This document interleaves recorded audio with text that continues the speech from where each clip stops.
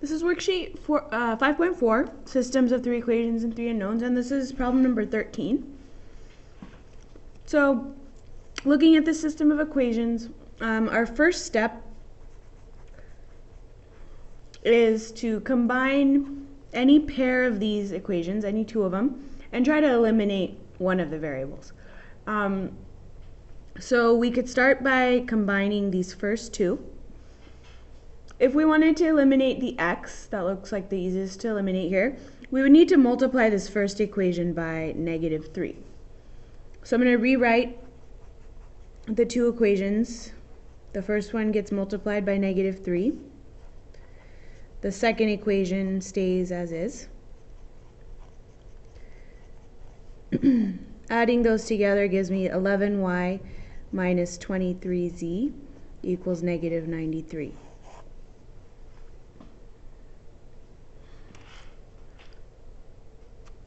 Alright, so step 2 is going to be to do the same process but combine a different pair of equations. So I'm going to take the first and the last equation, and in order to eliminate the x again, I would need to multiply the first equation by -2. So I'm just going to rewrite both of these to make it easier to see. So we need to multiply this first equation by -2. The last equation I'll just rewrite as is. Okay, so multiplying this equation by -2 gives me -2x plus 6y minus 12z equals -42. So now I can add these two together. That gives me 1y minus 10z equals -48. Okay, so the third step is going to be to take those two equations that you just came up with that don't have an x in them and to solve the system of two equations. So 11y minus 23z equals -93, y minus 10z equals -48. So in order to eliminate the y's, I need to multiply the second equation by -11.